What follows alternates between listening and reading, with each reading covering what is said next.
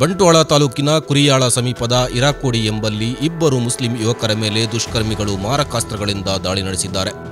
ಇದರ ಪರಿಣಾಮ ಕೊಳತ್ತಮಜಲು ನಿವಾಸಿ ರಹೀಂ ಸ್ಥಳದಲ್ಲೇ ಮೃತಪಟ್ಟಿದ್ದು, ಇನ್ನೋರ್ವ ಗಾಯಾಳು ಮಂಗಳೂರಿನ ಖಾಸಗಿ ಆಸ್ಪತ್ರೆಯಲ್ಲಿ ಚಿಕಿತ್ಸೆ ಪಡೆಯುತ್ತಿದ್ದಾರೆ. ರಹೀಂ ಮೃತದೇಹವನ್ನು ಮರಣೋತ್ತರ ಪರೀಕ್ಷೆಗಾಗಿ ಆಸ್ಪತ್ರೆಗೆ ತರಲಾಗಿದೆ. ಆಸ್ಪತ್ರೆ ಮುಂಭಾಗ ಜನರು ಜಮಾಯಿಸಿದ್ದು, ಕೆಲ ಮುಸ್ಲಿಂ ಮುಖಂಡರನ್ನು ಯುವಕರು ಅಡ್ಡಗಟ್ಟಿ ತರಾಟೆಗೆ ತೆಗೆದ ಪ್ರಸಂಗ ನಡೆಯಿತು.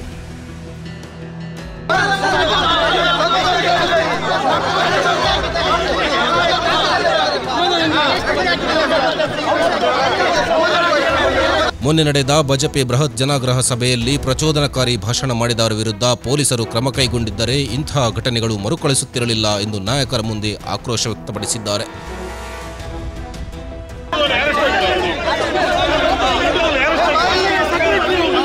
ಘಟನೆಯ ಹಿನ್ನೆಲೆಯಲ್ಲಿ ನಾವು ಬುಧವಾರ ದಕ್ಷಿಣ ಕನ್ನಡ ಜಿಲ್ಲೆ ಬಂದ್ ಮಾಡುವುದಾಗಿ ಮುಸ್ಲಿಂ ಯುವಕರು ಎಚ್ಚರಿಕೆ ನೀಡಿದ್ದಾರೆ. ಪೊಲೀಸ್ ಕಮಿಷನರ್ ಅನುಪಮ್ ಅಗರ್ವಾಲ್ ಆಸ್ಪತ್ರೆಗೆ ಭೇಟಿ ನೀಡಿದ್ದಾರೆ. ಈ ನಡುವೆ ದಕ್ಷಿಣ ಕನ್ನಡ ಜಿಲ್ಲೆಯ ಬಂಟ್ವಾಳ, ಬೆಳ್ತಂಗಡಿ, ಕಡಬ, ಪುತ್ತೂರು ಮತ್ತು ಸುಳ್ಯ ತಾಲೂಕುಗಳಲ್ಲಿ ಮೇ 27ರ ಸಂಜೆ 6 ಗಂಟೆಯಿಂದ ಮೇ 30ರ ಸಂಜೆ 6 ಗಂಟೆಯವರೆಗೆ ನಿಷೇಧಾಜ್ಞೆ ಜಾರಿ ಮಾಡಲಾಗಿದೆ. ಇಂದು ಬಾಡಿಗೆ ಅಂತ ಕರ್ಕೊಂಡು ಹೋಗಿ ರಹೀಂ ಮತ್ತು ಶಾಫಿ ಎಂಬುವರನ್ನು ಬಹಳ ಕ್ರೂರವಾಗಿ ಹಿಂದಿನಿಂದ ಬಂದು ತಲವಾರು ದಾಳಿ ಮಾಡಿದ್ದಾರೆ.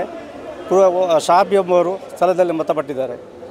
ರಹೀಂ ಎಂದವರು ಸ್ಥಳದಲ್ಲಿ ಮೃತಪಟ್ಟಿದ್ದಾರೆ. ಮತ್ತೊಬ್ಬರು ಇಲ್ಲಿ ಚಿಂತಾಜನಕ ಸ್ಥಿತಿಯಲ್ಲಿದ್ದಾರೆ. ಅಮಾಯಕ ಕಾರ್ಮಿಕ ಆಗಿ ದುಡಿಯುತ್ತಾ ಇದ್ದ ರಹೀಂರವರು ಕಾರ್ಮಿಕರಾಗಿ ನಮಗೆ ಪರಿಚಯ ಇದೆ. ನಮ್ಮ ಕಾರ್ಮಿಕ ಸಂಘಟನೆಯಲ್ಲಿರುವವರು ಅವರು ಇಂಥ ನೀಚ ಕೃತ್ಯವನ್ನು ಮಾಡುತ್ತಾರೆ ಅಂತ ನಮಗೆ ಭಾಳ ದುಃಖಕರವಾಗ್ತದೆ.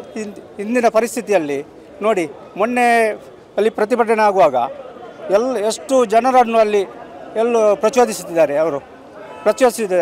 ಆ ಪ್ರಚೋದನೆಗೆ ಒಳಗಾಗಿ ಇಂದು ಈ ಕೃತ್ಯ ನಡೆದಿದೆ.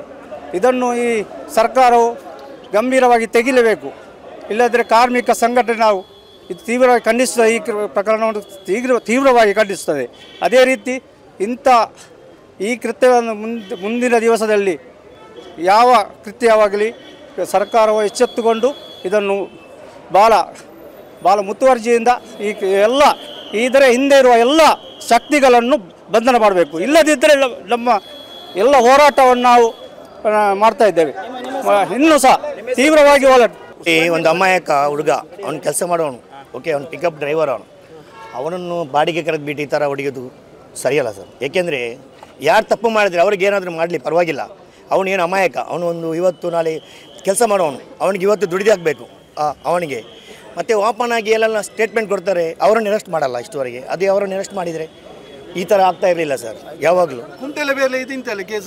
ಅವಂದು ಏನೇನು ಯಾರು ಬರತ್ತಂತ ಗುಂಡಿಲ್ಲ, ಅವನು ಏನೆಲ್ಲ ಸ್ಟೇಟ್ಮೆಂಟ್ ಕೊಡ್ತಾನೆ. ಯಾರು ಅವನ ಮೇಲೆ ಏನು ಫ್ರೆಶರ್ ಆಗಿ ಒಂದು ಅರೆಸ್ಟ್ ಮಾಡಿದರೆ ಇಲ್ಲ, ಯಾರು ಮಾಡೋಕ್ಕಾಗಲ್ಲ. ಸುಮ್ಮನೆ ಸುಮ್ಮನೆ ಅಮಾಯಕ ಇವತ್ತು ಇವನು ನಾಳೆ ನಾವು, ಹಂಗೇನೆ ಏನು ಮಾಡೋಕ್ಕಾಗಲ್ಲ ಸರ್. ಇದೇ ಆಗೋದು ಮಂಗಳೂರಲ್ಲಿ.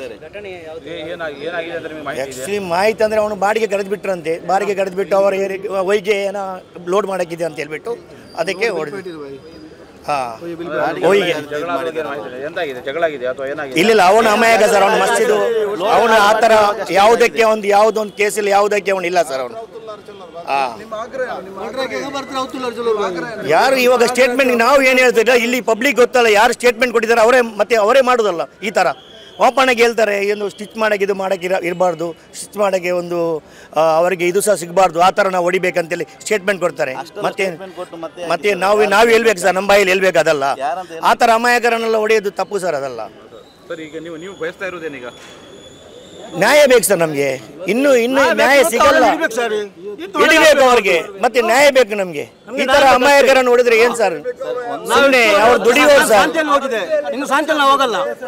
ಈ ತರ ಅಮಾಯಕ ಮಾರೋದು, ಕೊಲ್ಲುದು ತುಂಬಾ ಒಂದು ಇದು ಯಾರಿಗೆ ದುಡ್ಲಿಕ್ಕೆ ಹೋಗ್ಲಿಕ್ಕೆಲ್ಲ ಕಷ್ಟ ಅಲ್ವಾ. ಇದೇ ಥರ ನೋಡಿ, ಮೊನ್ನೆ ಇದೆಲ್ಲ ಕೇಸ್ ಆಗಿದೆ, ಎಷ್ಟೆಲ್ಲ ಕೇಸ್ ಆಗಿದೆ. ಸಣ್ಣ ಪಪ್ಪನ ಕೇಸ್ ಆಗಿದೆ, ಕುಂಡಲ ಮೇಲೆ ಕೇಸ್ ಆಗಿದೆ. ಇದನ್ನು ಯಾರನ್ನು ಅರೆಸ್ಟ್ ಮಾಡಲಿಲ್ಲ. ಇದೇ ಒಂದೇ ಕಾರಣ ಆಯಿತು. ಮೊನ್ನೆ ಬಜಪೆಯಲ್ಲಿ ಪರ್ಮಿಷನ್ ಇಲ್ಲದೆ ಅವರು ಎಂತ ಪ್ರತಿಭಟನೆ ಮಾಡಿದ್ರು, ಅದು ಕೂಡ ಅವರನ್ನು ಅರೆಸ್ಟ್ ಮಾಡಲಿಲ್ಲ. ಒಂದು ಜೀವಕ್ಕೆ 3 ತೆಗಿತಾರೆ ಅಂತ ಅದೇ ಮಾಡಿದವರು.